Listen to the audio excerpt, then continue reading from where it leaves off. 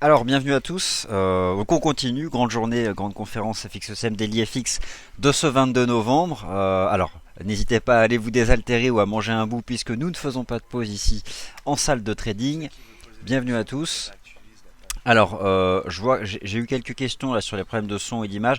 Faites F5, chargez le navigateur Mozilla Firefox. On est peut-être un peu victime de notre succès. Il y a beaucoup de monde en salle de trading, mais voilà, prenez le temps, on n'est pas pressé. On démarre tranquillement, donc voilà, relancez la page. Ouvrez plutôt qu'Internet Explorer, que Google Chrome ou Safari, etc. Mozilla Firefox me semble être le navigateur le plus stable pour faire fonctionner la salle de trading. Donc bienvenue à tous. Alors comment est-ce qu'on fait? Alors King Air me dit j'ai à manger et à boire depuis ce matin.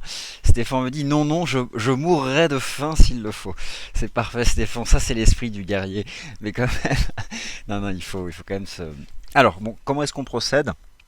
Il est un peu moins de midi 10, donc je vais dérouler la présentation sur les vagues d'Elliott et les ratios de Fibonacci. Pour ceux qui ont assisté à la présentation de vendredi dernier 15 novembre, où j'avais co-présenté le sujet avec Benoît Fernandez-Rioux, cette fois-ci on va pas revenir sur tous ces phénomènes statistiques, on va vraiment se concentrer sur le lourd de la théorie des vagues d'Elliott. Donc c'est très théorique, je vous invite à prendre des notes, mais finalement pas tant que ça, puisque je peux d'ores et déjà vous annoncer que pas loin de l'intégralité de cette présentation sera bientôt disponible sous la forme d'un guide. Alors par contre, vous allez mettre cette page dans vos favoris, guide de trading. À l'heure actuelle, vous avez 5 guides. Normalement, courant de semaine prochaine, si tout va bien, et là c'est vraiment forte probabilité, vous aurez dans cette page deux nouveaux guides, le guide Ishimoku et le fameux guide Elliott, qui reprendra en grande partie tout ce dont, enfin tous les sujets que nous allons aborder là lors des prochaines 50 minutes. Donc voilà, prenez des notes, je vais essentiellement vous dire les choses les plus importantes à retenir, mais vous retrouverez tout à l'écrit sous la forme d'un guide la semaine prochaine, donc sur cette page là. Alors c'est parti, on attaque. Et puis phase de questions-réponses à partir de midi 35, midi 40. Donc bah voilà, n'hésitez pas à les poser au fur et à mesure de la présentation. Donc vague d'Elliott et Fibonacci. Alors, si vous étiez présent la semaine dernière ou pas, je vous rappelle que la théorie des vagues d'Elliott ne doit pas être confondue avec l'analyse fractale des marchés financiers. N'oubliez pas, la théorie des vagues d'Elliott fait partie de l'approche fractale des marchés financiers, mais on ne peut pas faire une égalité vague d'Elliott égale analyse fractale. C'est simplement faux. Alors le principe de l'analyse fractale, c'est le fait de considérer qu'un marché, que des prix de marché, que des cours de marché évoluent de manière déterministe. Concrètement, vous prenez n'importe quel actif, l'once d'or, le CAC 40, une paire de devises, et vous pouvez lui appliquer, lui superposer un schéma d'évolution des prix. Alors un schéma d'évolution des prix, c'est un comportement des prix bien précis qui reviendra à chaque fois de manière récurrente et sur tous les horizons de temps. Alors on peut imaginer un marché qui évoluerait en vagues, des vagues qui se construisent toujours de la même façon. Vous pouvez les appliquer sur l'actif de votre choix, sur l'horizon de temps mensuel, hebdomadaire, journalier, horaire, etc. Au fond, c'est tout simple, l'approche fractale des marchés financiers, c'est une grille de lecture des marchés, un mouvement bien particulier, et vous l'appliquez, vous le collez sur l'actif qui vous intéresse. Donc voilà, au fond, ce qu'est la base de l'approche fractale des marchés financiers. Ça peut paraître simple, puisque si tous les marchés évoluaient de la même façon, à ce moment-là, on pourrait tout prévoir. C'est pour ça qu'il faut prendre du recul par rapport à cette méthode d'analyse. Ça fait partie du panier d'indicateurs techniques qui est à votre disposition. Vous pouvez vous en servir, mais au même titre que lorsque vous analysez les marchés, vous n'utilisez pas uniquement un indicateur ou pas uniquement les supports et les résistances, vous utilisez plusieurs indicateurs, et l'objectif c'est d'affiner un peu le travail de recherche. Donc première chose à bien retenir, les vagues d'Elliott que vous avez là sous les yeux, sous la forme donc d'une animation, c'est ce mouvement déterministe des marchés financiers. C'est-à-dire que cette structure en vague, donc pour la partie des vagues d'impulsion ici c'est numéroté, les vagues de correction elles sont lettrées, et bien le principe c'est que vous allez pouvoir appliquer cette structure de marché, ce rythme de marché à l'actif de votre choix. Donc ça c'est ce qu'on appelle le cycle héliottiste de base. Donc ici nous sommes dans le cas d'un grand marché haussier. Dans un grand marché haussier, vous avez 5 vagues d'impulsion. 1, 2, 3, 4, 5, puis 3 vagues de correction pour un total de 8 ans. 8 ans qui forment un marché complet dans le cadre d'un grand marché baissier. C'est la même chose, sauf que c'est inversé. Alors, un des principes de base sur lequel je suis revenu de l'approche fractale des marchés financiers, c'est que ça s'applique à tous les horizons de temps. C'est-à-dire que si par exemple, vous avez en données journalières ce type d'approche sur la paire euro-dollar et que vous passez ensuite sur l'horizon de temps horaire, le principe c'est que vous allez aussi pouvoir aller chercher le même type de comportement des prix sur l'horizon de temps inférieur et puis descendre ainsi petit à petit d'un horizon de temps supérieur vers un horizon de temps inférieur. Illustration d'ailleurs par ce petit schéma qui apparaît juste ici en bas de ces 8 ans de marché. Vous retrouvez donc vos 5 vagues principales et vos 8 ans complets, et vous observez ici, par exemple, si vous prenez le temps numéro 1 et le temps numéro 2, vous retrouvez exactement la même chose. C'est ça le principe du fractal. Et si vous descendez à nouveau, imaginons ici, dans cette petite jambe ici de hausse, là, le point de départ du mouvement, vous pouvez à nouveau appliquer dans cette phase-là 5 sous-vagues. Donc le principe c'est ça, vous partez d'un mouvement comme ça complet, imaginons que ce soit l'horizon de temps hebdomadaire, et puis ici vous descendez sur un horizon de temps inférieur et vous réappliquez le même schéma d'évolution des marchés. C'est ça ce qu'on appelle une fractale, et la théorie des vagues d'Elliott, c'est donc une des applications, c'est un mouvement fractal et qui se découle donc de cette façon. Alors là ce que vous retrouvez donc sur ce mouvement en 8 ans, vous retrouvez donc 3 pourcentages, 0%, 50%, 100%, ça a été mis plus ou moins au hasard, mais c'est pour vous rappeler le deuxième socle de la théorie des vagues d'Elliott. Ce n'est pas qu'un mouvement déterministe, ce n'est pas qu'un rythme de marché en 8 ans que vous retrouvez sur tous les horizons de temps, c'est plus pratique que ça puisque chacune de ces vagues sont liées entre elles en fait par des proportions de marché bien précises, alors qui reviennent de manière elle aussi récurrente. Par contre, voilà, ce n'est qu'une question de probabilité, on parlera de retracement usuel, c'est-à-dire que certains ratios, qu'il s'agisse de ratios de retracement ou de projection, reviennent avec une plus ou moins grande probabilité de réalisation. Donc première chose à retenir, la théorie des vagues d'Elliott appartient à l'approche fractale des marchés financiers, qui considère que les cours des actifs cotés évoluent selon un schéma bien précis, bien particulier, et ce sur tous les horizons de temps. Ici, vous avez donc le schéma elliotiste de ce panier donc, de l'approche fractale des marchés financiers. Et donc, bien sûr, on reviendra tout à l'heure dessus, l'importance des proportions de marché. Là, on s'intéresse à l'axe des ordonnées, qui lie entre elles donc ces différentes vagues. Allez, on continue. Alors maintenant, qu'est-ce qui se cache aussi derrière ces vagues d'Elliott? Ça, c'est la deuxième chose qu'il faut impérativement retenir. Si vous voulez, Ralph Nelson Elliott, au-delà de proposer un simple modèle d'évolution des cours, il explique aussi la psychologie de marché, la maturité d'une tendance qui se cache derrière ces vagues. Alors au fond, c'est assez logique tout ça, mais finalement ça aide à comprendre un certain nombre de choses. Alors la vague 1 voit les premiers acheteurs se positionner, finalement les acheteurs précurseurs, généralement la majorité n'a pas encore conscience que le marché change de tendance. La vague 2 vient ensuite corriger la vague 1, la vague 3 est la plus importante des vagues d'impulsion. Elle représente donc le cœur du marché. Alors dans l'exemple qu'on a vu précédemment, il s'agissait d'un marché haussier, mais la vague 3 représente aussi le cœur d'un grand marché baissier. C'est lorsqu'on commence à en parler un peu plus, de manière générale, le mouvement en cours commence à faire consensus. Et là on voit donc une majorité d'acheteurs arriver sur le marché.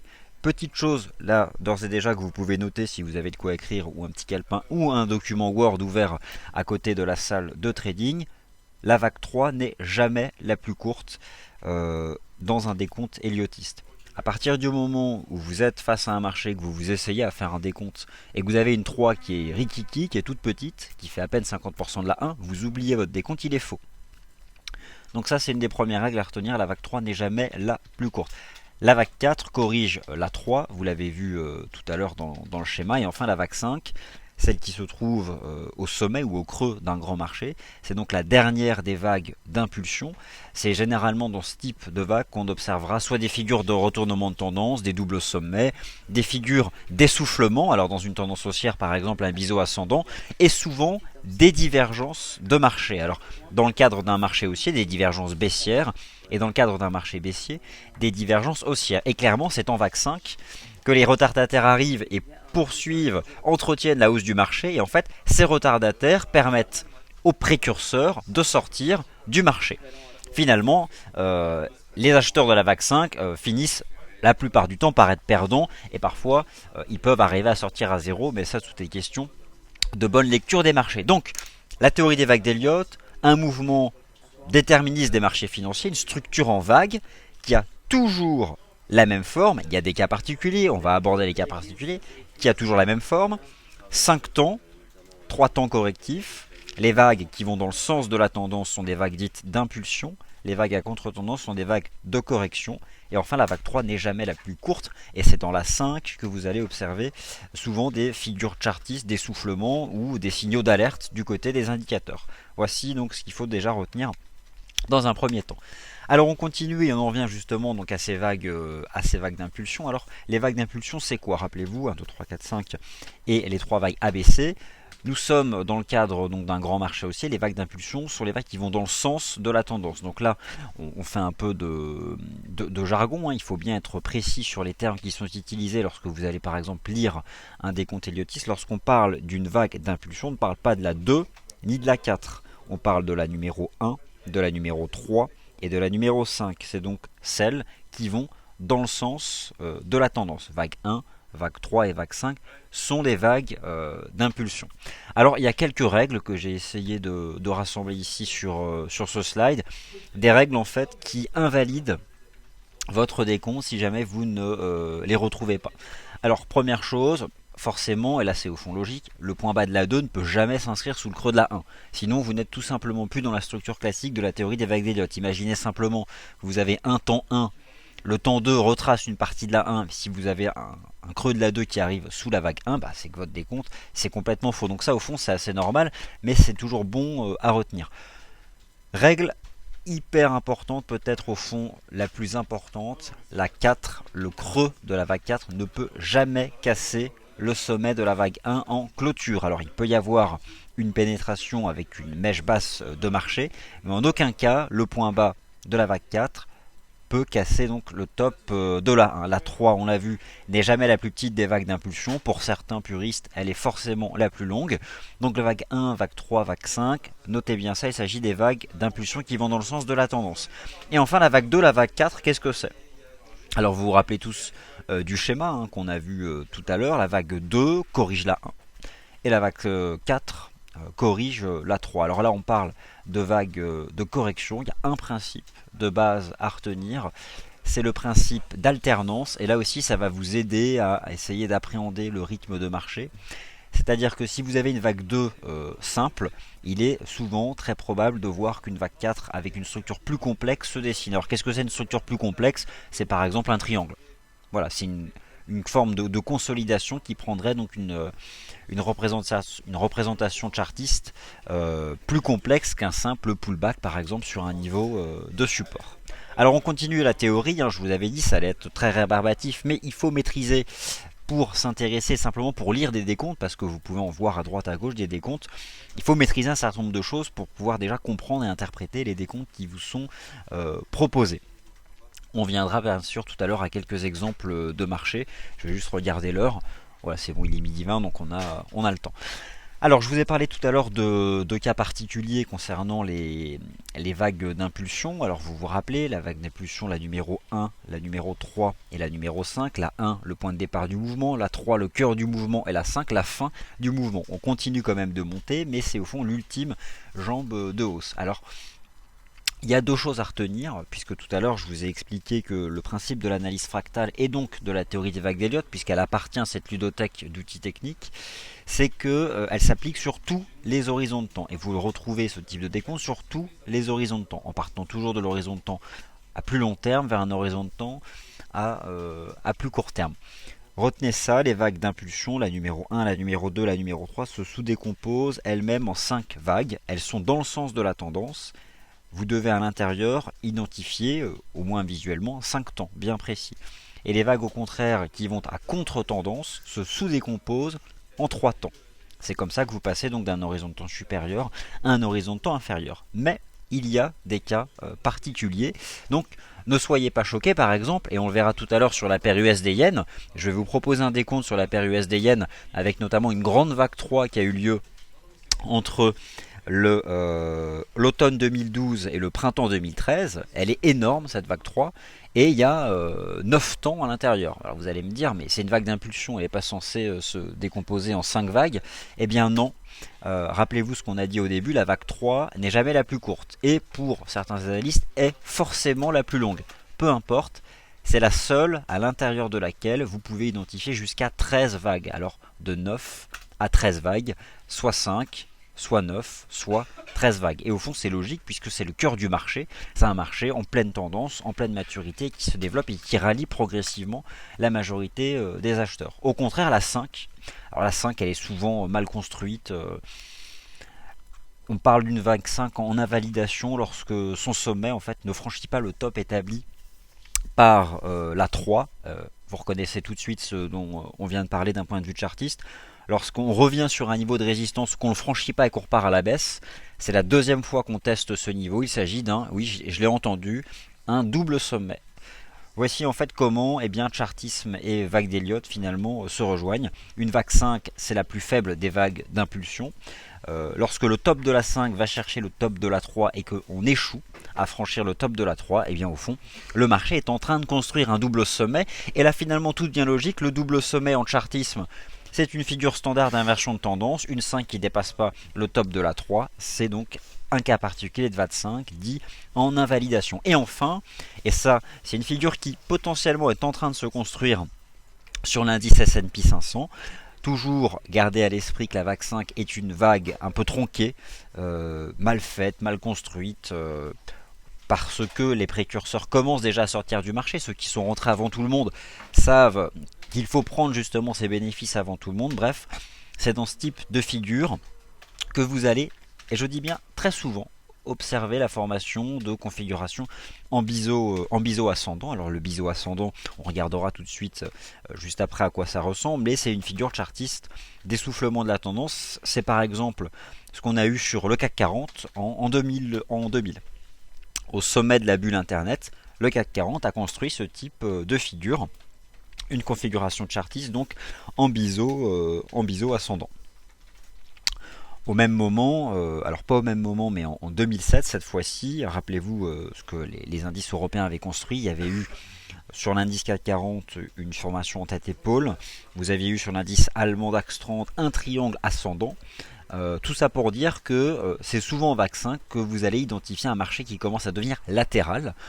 Des phases de transition latérale où se développent des divergences négatives d'indicateurs. Bref, tout ça, c'est des signaux d'alerte sur le fait que le marché est potentiellement en vague 5. Alors, phase latérale, divergence négative, ça vous rappelle peut-être quelque chose, peut-être là en ce moment qui concernerait les indices. On verra tout à l'heure sur le S&P 500, on peut avoir ce type d'approche. Et le S&P 500, c'est clairement le guide pour la tendance des prochaines semaines.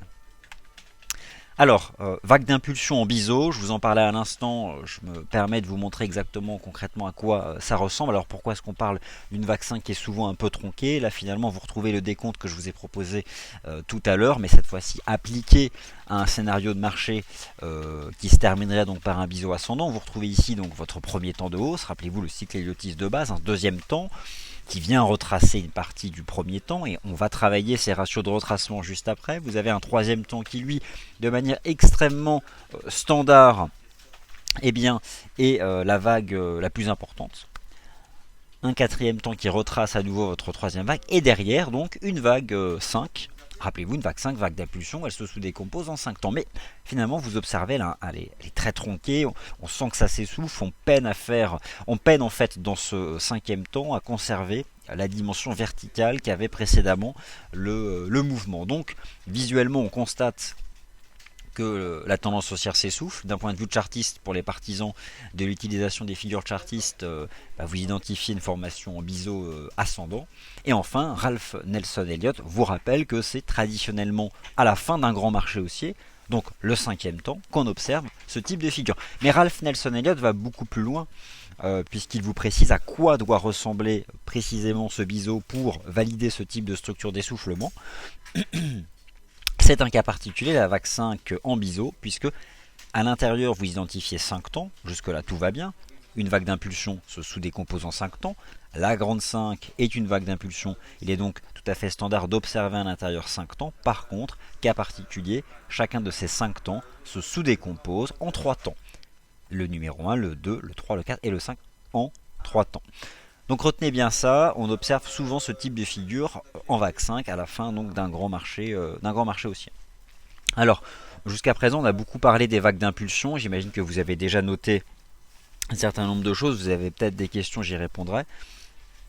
La numéro 1, la numéro 3 et la numéro 5 sont donc des vagues d'impulsion qui vont dans le sens de la tendance. Vous avez bien noté que la vague 3 n'est jamais la plus courte. La 5 est régulièrement une vague à l'intérieur duquel vous allez pouvoir observer soit des figures chartistes d'essoufflement, type biseau ascendant, ou encore des divergences négatives d'indicateurs. D'ailleurs, à 18h, tout à l'heure, grosse formation sur les divergences, toujours ici en salle de trading.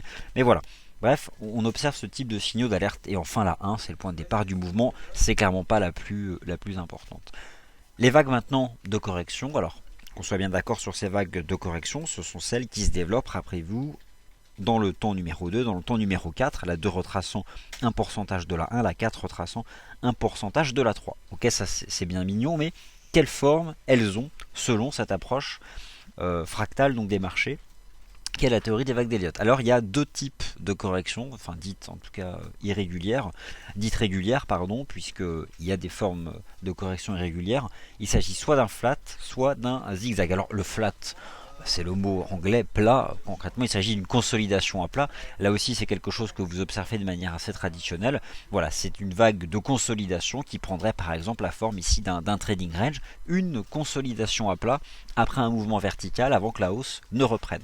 Et enfin, vous avez une forme de correction cette fois-ci plus profonde qui peut concerner des marchés aussi un peu plus faibles, une correction en zigzag, avec donc un point bas de lacet qui se retrouve nettement en dessous du point bas établi ici par ce premier temps correctif. Alors pourquoi ABC et pourquoi plus des vagues numérotées? Ça c'est aussi, ça fait partie, je dirais, du langage elliotiste, c'est-à-dire que les vagues d'impulsion sont numérotées. Les vagues de correction sont lettrées. Ça, fait partie du cadre général. C'est vraiment important de comprendre ça. Donc, pour les vagues de correction, déjà, notez bien ça.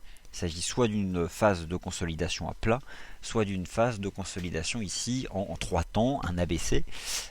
Et maintenant, on va voir un peu quelles sont les particularités de ces deux vagues de correction standards. Et puis, nous passerons en revue quelques vagues de correction dites irrégulières, qu'on peut donc retrouver. Alors, les vagues de correction, à l'intérieur, bien sûr, rappelez-vous, toute cette approche en vague s'applique à tous les horizons de temps. L'idée, pour identifier telle ou telle structure de correction, il faut pouvoir procéder à sa décomposition, à son décompte. Donc ABC, les 3 temps d'une vague de correction. La vague A se décompose toujours dans le cas d'un flat, toujours en 3 temps, la B en 3 temps, et la 5 en 5 temps. Par contre, dans le cas d'un zigzag, il s'agit d'une 5, 3, 5. Alors là, c'est très important. On dit d'ailleurs souvent que la A donne un peu le tempo, parce qu'à partir du moment où, imaginez, vous avez donc un premier temps correctif, une 1. Et puis là, le marché commence à corriger, nous fait 3 temps et puis repart. Eh bien, vous pouvez déjà exclure le fait que le marché va consolider sous la forme d'un zigzag. Bref, c'est pour ça qu'on dit que la A donne le tempo. Si à l'intérieur de votre temps A, premier temps correctif, vous identifiez 5 temps, il s'agira, selon toujours cette lecture, d'un zigzag. Et dans le cas contraire, il s'agira d'une correction à plat, qui s'appelle donc un flat, pour reprendre un peu le verbiage propre à la théorie des vagues d'Elliott. Donc ici, j'ai retenu quelques données importantes à retenir pour ces vagues de correction. Le point commun de toutes les vagues de correction, c'est que le temps lettré B se décompose toujours en 3 temps, là c'est toujours en 5 temps, et finalement la seule différence qu'il existe, c'est sur le point de départ de cette vague de correction, celui qui est lettré A, soit en 3 temps, soit en 5 temps. 3 temps pour un flat, 5 temps pour un zigzag. Et enfin, peut-être quelque chose d'important à retenir, puisqu'on est quand même là pour faire de la prévision de marché. Et pour ma part, la façon la plus intéressante d'utiliser cette théorie, c'est justement ces proportions de marché, alors les ratios de retracement, d'extension. On va en reparler en détail, mais on parle souvent, et vous avez souvent entendu parler du A égale C. Concrètement, le temps A qui aurait la même amplitude, la même hauteur sur l'axe des ordonnées que le temps C. Alors les vagues de correction irrégulières, concrètement il s'agit, on l'a vu tout à l'heure, de flat. Alors c'est la correction en 3 temps à plat qui elle seule peut avoir une forme irrégulière. Alors concrètement, c'est-à-dire que la B peut aller chercher parfois un poil plus haut que le point de départ de la A, voire même beaucoup plus haut, ou que la C n'est pas forcé d'aller chercher le point bas de la A. Alors ici il s'agira vraiment d'un cas de force haussière du marché, on parle d'ailleurs de flat en running. En fait simplement imaginez. Nous avons ici donc une vague 1. Ok, aucun souci. Et puis là, on commence donc un second temps. Rappelez-vous, vague de correction en 3 temps. Et vous avez donc A, B, C. Et finalement, la fin de votre consolidation se situe au-dessus du top de la 1.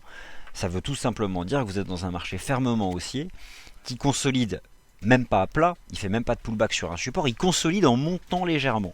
Et ça, vous avez déjà observé ça dans des marchés, des pauses parfois de marché, mais avec un marché qui continue d'évoluer moins vite qu'avant, mais qui continue d'évoluer à la hausse. Alors ça, c'est dans des marchés extrêmement puissants que vous allez observer ce type de figure, le flat en running, une consolidation à plat légèrement haussière. Alors ça peut être un tout petit canal avec une pente légèrement haussière. Bref, c'est dans des marchés donc extrêmement puissants. Et donc, de manière assez rare, vous avez une B qui peut dépasser le top de la 1. Ça, c'est quand même extrêmement rare dans ce type de marché. Et assez souvent, d'ailleurs, ici, vous allez pouvoir observer la formation de divergences négatives. En tout cas, retenez simplement, pour conclure sur ces vagues de correction, soit le flat, soit le zigzag, et que seul le flat peut avoir une forme irrégulière. Alors, j'espère que j'ai pas perdu trop de monde. Je vois que non, il y a toujours autant de monde. Ne vous inquiétez pas, tout ceci a été posé à l'écrit au sein d'un guide avec encore plus d'illustrations. Alors, là c'est important à bien travailler cette figure-là, le triangle. Alors le triangle héliotiste, c'est pas le triangle standard, hein, c'est pas le petit triangle que vous allez pouvoir tracer un peu comme ça visuellement, sans s'attacher à bien observer sa structure. Le triangle héliotiste, il y a deux choses à retenir. Très souvent, voire presque tout le temps en vague 4. Donc la dernière phase de transition latérale avant que le marché en sorte par le haut, et puis finalement c'est la fin. Dans le cadre d'un marché haussier, hein. C'est bien sûr à l'envers dans le cadre d'un marché baissier. Donc tous les types de triangles se retrouvent parmi la série des triangles héliotistes, hein, triangle symétrique, des formations élargies, triangle rectangle, triangle ascendant, triangle descendant. Mais le point commun, c'est qu'à l'intérieur, vous avez 5 temps. Et chacun de ces 5 temps se sous-décompose en 3 temps. Ça, c'est très important pour la structure du triangle. Et ensuite, il y a bien sûr des règles de proportion. Et on va en venir ici. On va les aborder juste après. Alors, on en vient maintenant à la partie des proportions. Vous l'avez compris, la théorie des vagues d'Elliott, c'est donc une approche déterministe des marchés. C'est un schéma de marché en vague que vous pouvez superposer à tous les actifs qui vous intéressent. Ok, certes, tout ça c'est bien mignon, mais après concrètement, comment est-ce que je peux savoir qu'on arrive au creux de ma vague 2 qu'il faut que j'achète? Ou comment est-ce que je peux savoir qu'on arrive au top de ma 3 ou de ma 5 et que je dois prendre des bénéfices? Et ça, c'est justement la grande question. Ralph Nelson Elliott est parti du principe, c'est une observation, que la plupart des actifs évoluaient en vague. Ok. Deuxième observation, il y a une structure qui revient de manière récurrente. Ok. Troisième observation, cette structure a aussi des règles internes qui reviennent de manière récurrente. Nous venons d'en voir les éléments principaux. Mais tout ça, c'est toujours bien gentil. Comment concrètement je sais que j'achète et que je vends? Eh bien, il a rajouté quelque chose de très intéressant, c'est-à-dire que toutes ces vagues sont liées entre elles par des ratios d'amplitude, des ratios de prix, des proportions, des pourcentages. Chacune des vagues est liée entre elles soit par un coefficient de retracement, soit par un coefficient multiplicateur. Et là, tout de suite, eh bien, ça permet d'attraper ou de tenter d'attraper des points bas ou des points hauts, ou en tout cas de déterminer à l'avance des points forts sur lesquels le marché va réagir. Alors le lien entre Leonardo Fibonacci, qui est donc un mathématicien, et Ralph Nelson Elliott, déjà ils n'ont pas vécu à la même époque. Alors vous pouvez tout de suite oublier ce lien, peut-être si mes souvenirs sont bons, 800 ans doivent les séparer. Il y en a un qui a vécu au XIIe siècle et un autre au XXe siècle. Alors, Leonardo Fibonacci, vous avez sur votre plateforme MarketScope par exemple des ratios dits de Fibonacci. Mais dites-vous bien que ce cher mathématicien, il n'est pas à l'origine de ces ratios.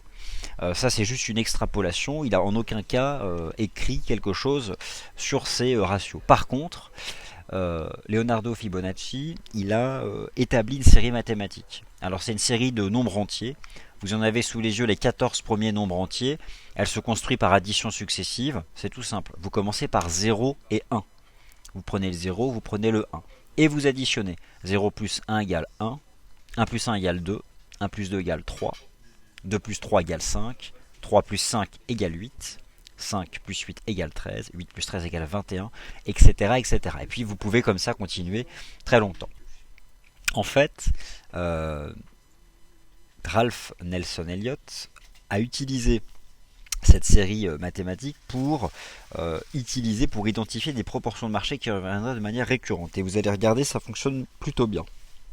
Quel est, et je pense que c'est quelque chose qui saute aux yeux, le pourcentage qui lie chacun de ces nombres entiers consécutifs? Alors, on va essayer de trouver la réponse ensemble. On va prendre les quotients dans l'ordre: 2 tiers, 3 cinquièmes, 5 huitièmes, 8 treizièmes, 13 21e. Voilà, vous prenez la série, vous mettez un slash, ça vous fait des quotients.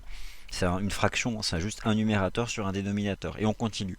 21 34e, 34 55e, etc. Vous pouvez prendre la petite calculatrice qui est sur votre bureau, sur votre ordinateur, et vous allez voir que à chaque fois vous allez trouver quelque chose qui est proche de 60%. 2 tiers, 5 huitièmes, 13 20e. C'est pas précisément le même résultat, mais allez-y, prenez la calculatrice, faites les 5 premiers, vous allez voir, ça fonctionne comme ça. Bon, on peut même le faire ensemble. Allez, on va aller la chercher, et on va constater d'où viennent justement ces ratios. Alors on bascule sur la présentation. Et ensuite on viendra donc aux exemples de marché. Alors c'est parti, la calculatrice, où est-ce qu'elle se cache? Elle est là. Alors hop, on y revient. Donc c'est parti, on va le faire ensemble. Alors déjà 2 tiers. Bon bah 2 tiers c'est ok. Bon, 66. Ok, très bien. Puis on continue. 3 cinquièmes. 60%. Ok. 8 treizièmes. 61%. 21 34e.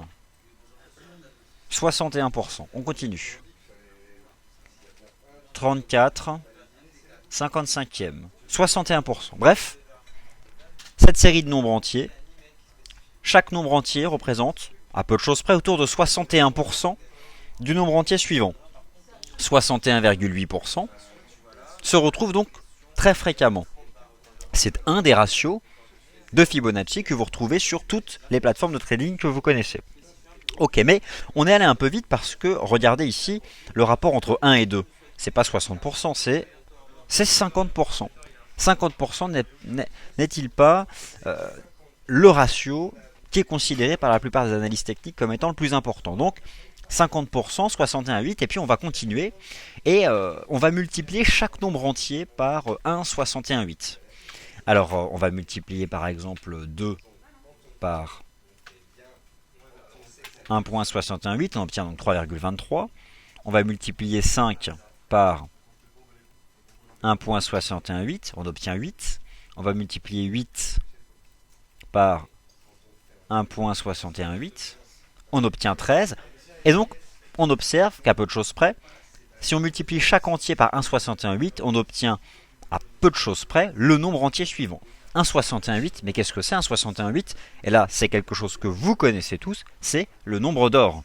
1,61,8, le nombre d'or, ce chiffre, ce coefficient multiplicateur, car il est supérieur à 1, un ratio de retracement c'est inférieur à 1, qu'on retrouve partout. C'est irrationnel, personne ne l'explique, mais dans l'art, la peinture, les perspectives dans l'art, les perspectives en peinture, dans l'architecture, les bâtiments, la construction, de tout objet d'ailleurs quel qu'il soit, eh bien c'est une proportion qui souvent permet à l'objet d'exister, de tenir sur pied. Mais on ne l'explique pas. En tout cas, c'est une proportion qui fonctionne bien. Et bref, là, c'est une proportion qui permet aussi de construire cette série mathématique.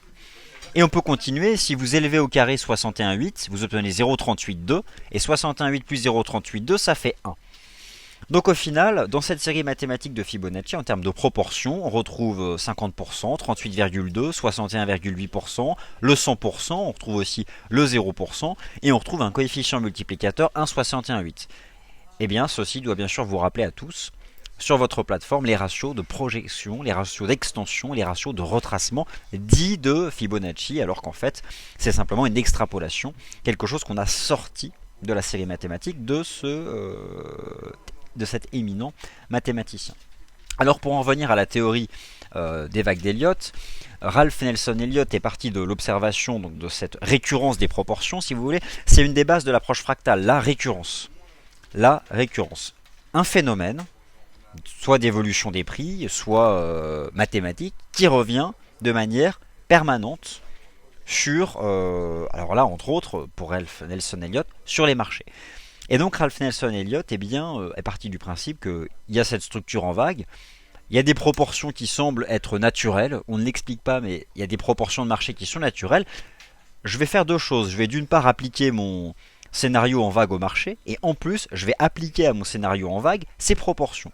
Et Ralph Nelson Elliott a observé qu'en effet, oui, eh bien, de manière très fréquente, ces vagues sont liées entre elles par des ratios justement qui sont issus de cette série mathématique de Fibonacci et notamment par exemple le 1,618, cette proportion naturelle, ce fameux nombre d'or qu'on retrouve sur les marchés. Alors ce que vous avez sous les yeux, et ça je vous l'avais déjà montré mais cette fois-ci il est ici dans sa forme complète, et puis on va en venir à des exemples de marché et à une phase de questions-réponses. Il s'agit donc d'un travail de sondage que je vous ai proposé. Le principe c'est quoi? Il y a des ratios, on est tous d'accord, il y a une structure en vague, et la structure en vague vous la retrouvez ici. Donc là j'ai bien repris toutes les vagues dont je vous ai parlé. Rappelez-vous, les vagues chiffrées sont des vagues d'impulsion, et tout ce qui est lettré sont des vagues de correction. Et puis donc ici j'ai repris les ratios classiques qui lient entre eux d'ailleurs la série mathématique de Leonardo Fibonacci. Et puis chacun de ces ratios correspond donc à une échelle de réalisation. Bien sûr, plus il y a de petites étoiles, de petits astérix, plus il y a de fortes chances d'avoir un point d'inflexion. Alors concrètement, c'est là où on en vient à la réponse à la question tout à l'heure. Comment est-ce que je sais que je suis sur un point bas ou un point haut?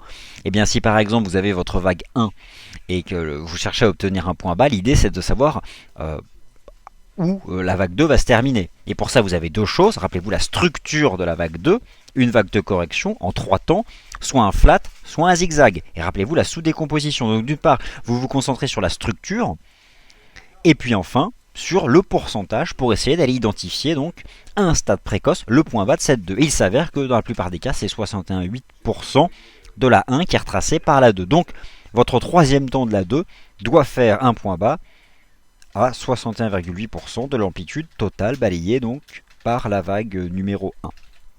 Donc ce tableau, bien sûr, il sera disponible dans le guide qui sera en ligne très probablement la semaine prochaine dans la file, dans la page. Je vous en ai donné le lien d'ailleurs, il est toujours ici dans la file commentaires.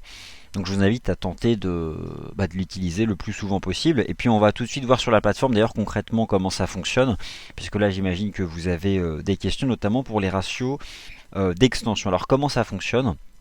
Ce ratio d'extension, on va prendre un exemple et puis après on va continuer sur des exemples de marché. Ici j'ai donc écrit comment le lire, la vague 3. Alors la vague 3, comment est-ce qu'on peut, rappelez-vous, nous avons un premier temps, un deuxième temps. Là pour vous, vous avez tout. On a fait un retracement hyper classique, disons 50%, 61,8 dans le deuxième temps. À l'intérieur, vous avez d'ailleurs identifié un zigzag, rappelez-vous, A, B, C. Il y a 5 vagues, puis 3, puis 5. C'est hyper classique. Du point de vue de la structure du mouvement et de la proportion, vous vous dites, c'est une bad vague 2, j'achète. Stop 30 points, et c'est parti. Ok, ça c'est pour le trading. Mais maintenant, jusqu'à quand je garde? Parce que ça aussi c'est bien d'attraper un point d'entrée grâce à ces ratios de retracement. Mais je vends où? Et bien là, faites confiance au ratio donc d'extension. L'idée c'est donc d'appliquer un de ces coefficients à l'amplitude de la 1 et en partant du point de départ de la 2. Alors si on revient d'ailleurs sur la plateforme et après on va revenir sur des décomptes en direct, je vais vous le montrer puis je vais répondre maintenant à vos questions. Alors c'est parti. Je vais vous montrer tout simplement l'outil qu'il faut utiliser. Donc on va partir ici par exemple sur la paire USD-Yen. Donc l'idée c'est quoi pour identifier la 3, vous prenez l'amplitude de la 1 que vous reportez au bas de la 2. Mais avec quel outil sur la plateforme? Très simple, vous avez ici donc un bouton F, voilà, ajouter un nouveau Fibonacci, c'est tout simple. Vous ouvrez ici la petite molette et il y a à nouveau plein de champs. Ces ratios d'extension, donc ce sont tous les coefficients multiplicateurs qui sont supérieurs à 1. Et le retracement, c'est tous les coefficients multiplicateurs qui sont inférieurs à 1. Vous allez ici donc sur le quatrième bouton, ajouter expansion. Alors voilà, bon, ça s'appelle expansion sur la plateforme. Moi dans la présentation et dans le guide, ça s'appellera extension, mais c'est la même chose. Vous allez prendre ici, donc coller au plus haut et au plus bas, et puis c'est parti. Vous attrapez, première étape, l'amplitude d'un mouvement. Donc le point bas et le point haut. Ça, ok. Là, vous ne cliquez sur rien. Vous lâchez le bouton gauche, et avec la souris, en fait, vous pouvez aller attraper le point de départ de n'importe quel autre mouvement. Donc ça, c'est très simple. Pour l'instant, vous n'avez toujours pas cliqué une seconde fois sur le bouton gauche. Vous allez attraper le bas donc de la vague numéro 2, et vous allez à ce moment-là cliquer. Ensuite, vous pouvez ici personnaliser vos ratios. Alors, en standard, la plateforme MarketScope contient déjà quelques ratios classiques, pas tous. Vous pouvez les ajouter en fait tout simplement en modifiant directement ici. Donc je sais pas, par exemple le 1,61,8, on peut cocher le 2,61,8, mais si vous voulez mettre un autre ratio d'extension, voilà, il suffit de prendre le dernier et vous mettez ce que vous voulez. Donc on va mettre le 2,61,8, on va appliquer, et vous obtenez ici donc un certain nombre de ratios. Vous étiez donc ici, vous aviez la conviction d'avoir fait un temps numéro 2, et donc l'idée pour savoir où vendre, où va s'arrêter ce mouvement, et on a vu que finalement, là nous sommes rentrés dans un cas particulier de vague 3, puisque c'est une vague 3 qui elle-même se décompose en nettement plus que 5 temps, c'est une vague 3 extrêmement forte.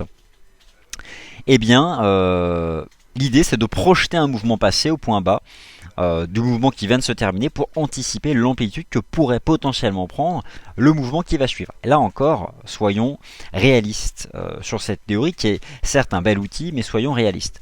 Jamais cette théorie vous donnera avec une certitude à 1000% un point haut ou un point bas de marché. Par contre, grâce à cette approche des marchés, vous avez la possibilité de savoir où potentiellement le marché peut simplement réagir. Et l'idée, et moi c'est ma façon de travailler en fait, l'analyse technique, c'est d'utiliser donc plusieurs outils les uns avec les autres. Et s'il s'avère qu'un point de marché correspond à une extension classique, s'il s'avère que cette extension correspond à une résistance horizontale parfaite, et puis si en plus à ce moment-là j'ai une moyenne mobile qui passe, et puis plein d'autres indicateurs qui renforcent la solidité d'un niveau, je me dis le marché, lorsqu'il atteindra ce niveau de cours, va réagir. Donc l'idée c'est ça, et mon conseil est de ne pas s'enfermer dans un décompte héliotiste, car encore une fois, pour en voir le fonctionnement en détail, ça prend des jours et des mois de pratique. Là vous n'avez vu aujourd'hui que la partie émergée de l'iceberg, les règles de base, quelques règles dites d'overlap, et d'ailleurs j'en viens, puisque j'imagine que peut-être vous avez déjà essayé de faire des décomptes. Je vous ai résumé dans ce slide qu'est-ce qui invalide mécaniquement et automatiquement votre décompte. Vous ne pouvez absolument pas présenter un décompte si un élément de ce slide se retrouve dans votre hypothèse. Première chose, la règle dite d'overlap la plus importante, le creux de la 4 n'enfonce jamais le top de la 1 et jamais en clôture. Votre décompte sera sinon complètement faux. Il est possible que la vague 3 ne soit pas la plus grande, mais elle n'est jamais la plus courte. Et enfin ici en rouge, les vagues d'impulsion se décomposent toujours en 5 temps et les vagues de correction en 3 temps. Alors concrètement, un mouvement correctif à l'intérieur duquel vous avez 5 temps n'est pas un mouvement correctif. Donc là il faut reprendre votre décompte. Et enfin, le décompte doit être réalisé de manière verticale. Toujours pareil, vous partez de l'horizon de temps le plus élevé vers l'horizon de temps le plus proche du court terme. Alors, ici en fait, dans ces slides, j'ai posé à l'écrit finalement une forme de notice explicative du fonctionnement du tableau de proportion que je vous ai proposé tout à l'heure. Bon, vous pouvez, ça fait partie aussi des pages, c'est un peu un résumé du guide, mais voilà. Bon, concrètement, j'explique comment marche ce tableau. On en a déjà parlé, vous pourrez retrouver bien sûr tout ça à l'écrit. Maintenant je vais quand même regarder vos questions, c'est quand même plus important. Rappelez-vous simplement qu'en termes de langage, lorsqu'on parle d'une T3 ou d'une T5, en fait c'est une vague théorique. Lorsque je parle par exemple ici d'une T3, je prends la 1, je projette une certaine extension de la 1 au creux de la 2, et j'ai des niveaux théoriques qui apparaissent sur mon chart. C'est des tops de marché possibles pour une vague 3. Et vu qu'elle n'existe pas, on parle d'une T3. Et idem donc pour les retracements. Et puis il y a plein de cas particuliers. J'ai vraiment essayé de faire short, mais en fait il y a plein de choses à voir encore, notamment dans les proportions. Là on a vu que les proportions les plus standards. Mais j'en reviens tout à l'heure au triangle héliotiste. Alors le triangle héliotiste, c'est vraiment un triangle particulier, rappelez-vous, hein, qui apparaît souvent en vague 4, à l'intérieur duquel vous avez 5 temps. Chacun de ces 5 temps se sous-décompose en 3 temps. Et encore plus important que ça, quelle que soit la forme du triangle, eh bien chacune des 5 vagues au sein du triangle, eh bien, sont liées entre elles par un ratio usuel de 76,4. Alors peut-être que là on a perdu un peu de monde, mais voilà. C'est un vrai casse-tête, hein, cette théorie de vague d'Elliott, dans le sens où c'est pas un casse-tête, mais il y a juste des règles à appliquer. C'est un schéma de marché en fait. Il laisse très peu la possibilité, je dirais, à. Alors, il y a bien sûr de l'interprétation, il y a beaucoup d'hypothèses, mais vous ne pouvez pas inventer des règles.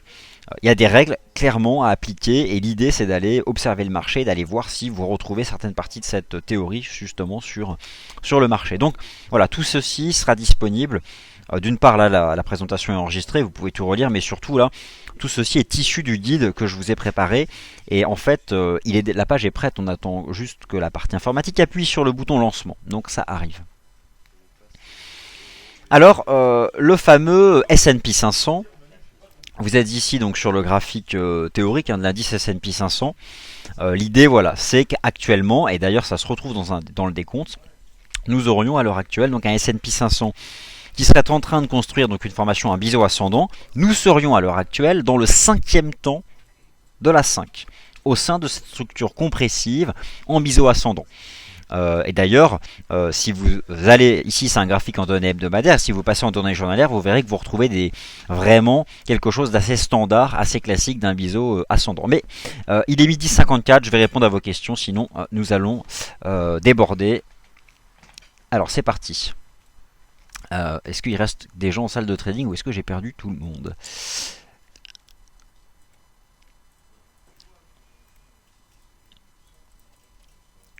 Alors pourquoi y a-t-il une habitude de lier Fibo et Elliott ?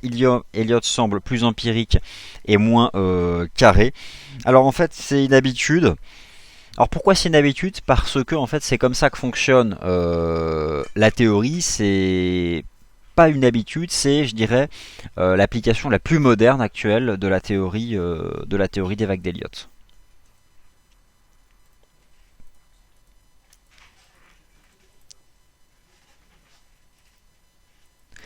Alors, visiteurs, tout est rassemblé sous la forme d'un guide, donc vous aurez tout naturellement sous la forme d'un guide dans la rubrique dont je vous ai parlé tout à l'heure. Donc ça n'hésitez pas, vous retrouverez tout dessus.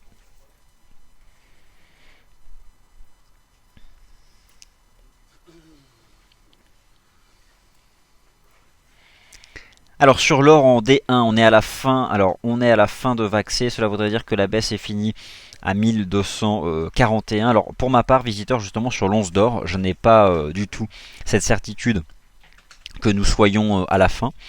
Pour ma part, justement, nous sommes actuellement en train de construire sur l'once d'or justement la fin de ce 5e temps. Rappelez-vous une correction en ABC. Ici, nous sommes dans un grand zigzag d'ailleurs depuis les 1220 $. 5, 3, 5. C'est comme ça que ça se décompose. 5, 3, 5. Nous observons d'ailleurs ici dans le 4e temps de cette 5 de la C une formation en triangle hyper classique à l'intérieur duquel j'ai à nouveau 5 temps. Nous sommes en train d'en sortir par le bas et c'est d'ailleurs pourquoi la correction hebdomadaire du jour est extrêmement importante. La clôture hebdomadaire du jour est majeure. La clôture hebdomadaire du jour est majeure puisque c'est ce soir que nous aurons en cours de clôture un signal de vente assez limpide ici sur les métaux précieux. Que dire de plus sur l'or et l'argent à part que la tendance baissière se poursuit. Alors maintenant sur l'once d'or, nous sommes partis pour avoir une clôture négative. Il y a deux scénarios possibles. Soit nous avons une 5 en invalidation, donc simplement un marché qui irait chercher les bas ici du 22 juin dernier, donc derrière un potentiel double creux. Ou derrière on peut avoir une 5, cette fois-ci beaucoup plus puissante, beaucoup plus forte. Et donc derrière, aller chercher par exemple ici les 1000 $. Et je vous rappelle que 1000 $ dans cette structure en ABC représente pile poil ici, regardez, j'ai pris ici l'extension l'amplitude du premier temps correctif, les traits A, que j'ai reporté au top de la baie, et j'obtiens donc 2 fois l'amplitude de la au top de la baie, et j'obtiens ici eh bien, un objectif à 999,20 $. Alors clairement nous n'y sommes pas, mais on a tous conscience de l'importance du niveau des 1000 $ sur l'once d'or. C'est un niveau psychologique, un niveau rond, 1000 $. On est resté d'ailleurs plusieurs mois en dessous tout au long de l'année 2008 et 2009, presque une année. On a fini par le franchir, c'est parti. On avait d'ailleurs construit une tête-épaule inversée de continuation sur cette once d'or en 2008-2009. Il s'avère que donc c'est un niveau rond, c'est un niveau chartiste bien évident. Et enfin, c'est une proportion de marché aussi très usuelle, puisque vous avez 2 fois l'amplitude de la A reportée donc au top de la B. Donc, un décompte possible ici de cette vague de correction qui a commencé sur l'or en septembre 2011, correction de l'or en septembre 2011. Un décompte que je surveille et que j'expose d'ailleurs depuis quelques temps. Et je pense que si la clôture ce soir est négative comme elle s'apprête à l'être, eh bien, il sera confirmé.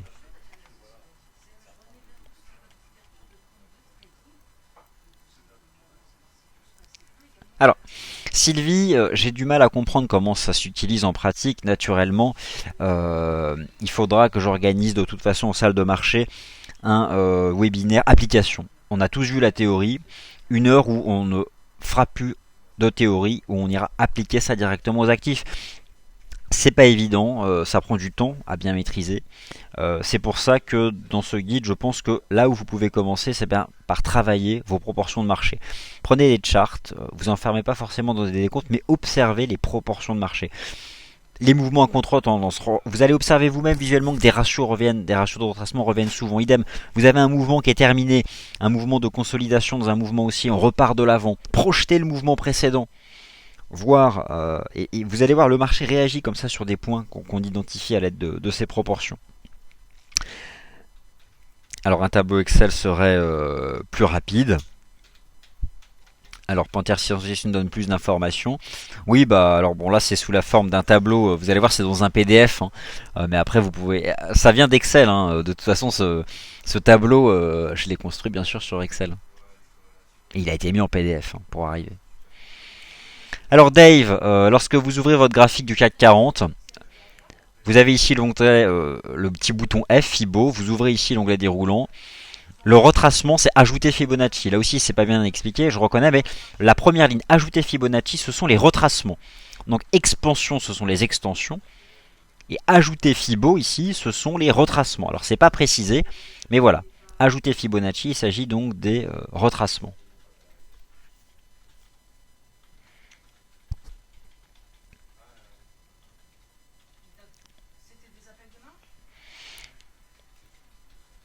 Alors bonjour, oui Pisani, tout à fait. Bonjour Vincent, le nombre d'or est aussi visible à l'échelle astronomique. Gordon Gekko nous rappelle que le nombre d'or 1,61,8 est aussi donc visible à l'échelle astronomique. Comme quoi voilà, des proportions de marché se retrouvent partout.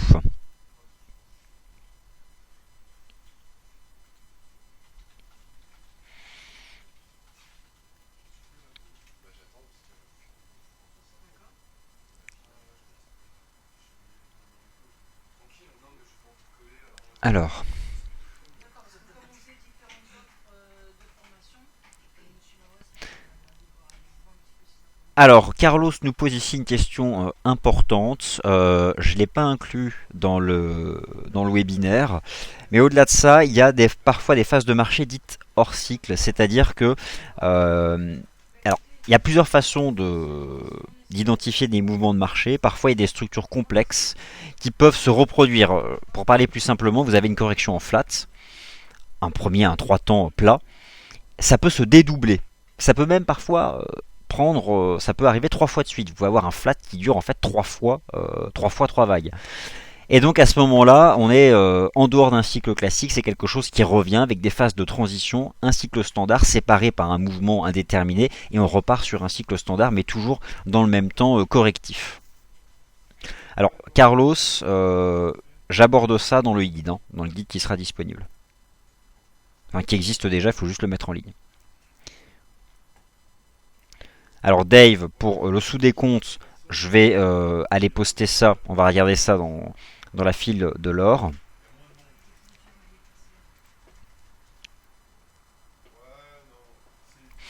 Alors, on va revenir aussi sur le SP500, on reviendra en détail. Écoutez, bon, là on a une grosse formation théorique. Déjà essayer de bien retenir presque par cœur les règles de base. Pour le SP500, je vais aller vous mettre les charts dans le forum, notamment pour le biseau ascendant. Je vais aller vous mettre dans le forum le sous-décompte justement de ce biseau ascendant pour voir justement que ça correspond bien à un cycle héliotiste. Après, vraiment, en effet Bernard, il y a beaucoup de conditions. Vraiment, ne vous enfermez pas. N'allez pas regarder le marché qu'à travers cette lecture en vague. Ce ne sont que des hypothèses. On a plein d'hypothèses de décompte. C'est tout le temps actualisé. Beaucoup de prudence. Mais par contre, quand ça saute aux yeux à l'image de ce qu'on a pu avoir sur l'USD Yen, là c'est quand même beaucoup plus intéressant. Et prenez l'USD Yen en données hebdomadaires. Prenez le tableau que je vous ai proposé. Prenez ce tableau.